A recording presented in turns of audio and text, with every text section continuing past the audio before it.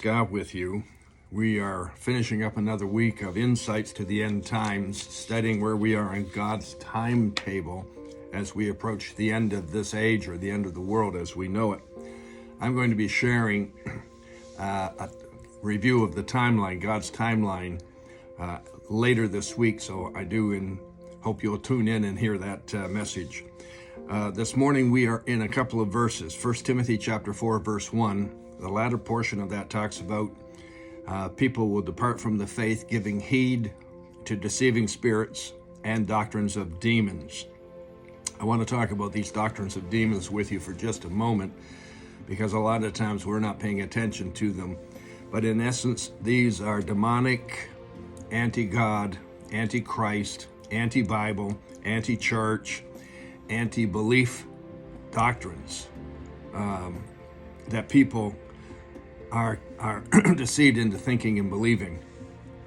And it affects the way you think, it affects the way you act, it affects the way you believe. We are transitioning in life over from a time when we trusted people, trusted statements, trusted the news, trusted the authorities. We're transitioning to a time when you can't do that. You are going to be deceived if you do that, because the Bible says in these days in which we're currently living, these last days, good is considered evil and evil is considered good. And we'll look at that this week in the last couple of sessions we have left this week. But these doctrines, these demonic doctrines, they affect our laws, they affect our disciplines, they affect our overall belief systems. And that leads me to Matthew chapter 24, where Jesus is prophesying signs of the end. And he says, we're going to not only see deception, take heed that no one deceives you. Verse 4, verse 5, many false prophets will attempt to deceive you. He also indicates in verse number 6, there's going to be wars and rumors of wars. And in verse number 7, he says we're going to see nations rise against nations and kingdoms against kingdoms, in addition to natural things like famines and pestilence and earthquakes. So I want to look at the nature of the war and nations against nations and so on with you today, because I don't think we're really paying attention the way we should, especially as it pertains to these are signs of the very end. Now, Lucifer, we know him today more as the devil or Satan, but in the very beginning, he was one of the three archangels that God had created. There's Michael, he's the warring angel. There's Gabriel, he's the he delivers the prophetic words of God. And then there's Lucifer, the leader of praise and worship in heaven. And when you read about Lucifer, my gracious, I'm going to read some verses to you.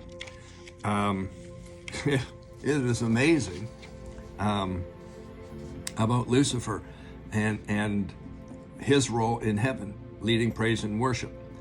Now, unfortunately, Lucifer rebels against God, and he convinces 1/3 of all the heavenly angels to follow him, and their name is changed from heavenly angels to demons.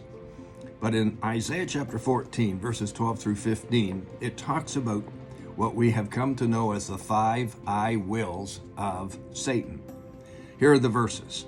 Verse 12, how you are fallen from heaven, O Lucifer, son of the morning, how you are cut down to the earth.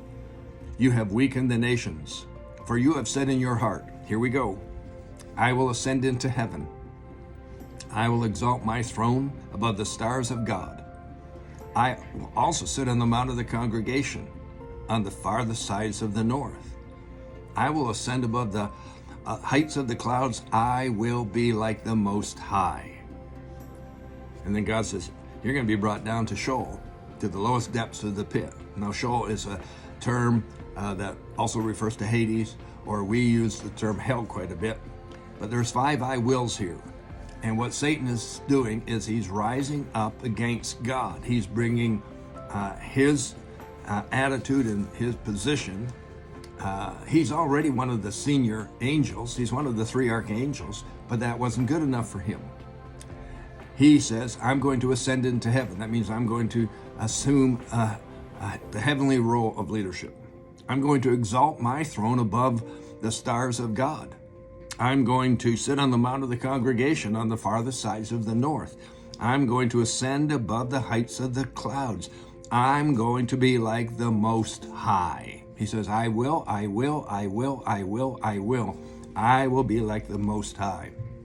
What Lucifer is saying is, I am not content to be under God's authority.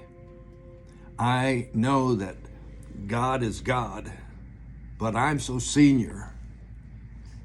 I'm going to arise and I'm going to be like God. So right from the very beginning, just after the Garden of Eden, right from the very beginning of creation, Lucifer, Satan, the devil, has been warring against God. And that's where all the war, all the conflict, all the nations against nations and kingdoms against kingdoms, that's what it relates back to. That's where it got its genesis or its start, and it's continuing all through these many years. We are in conflict. I want to share more with you tomorrow on this point because it's really quite interesting. I'll see you then. Thanks for tuning in today.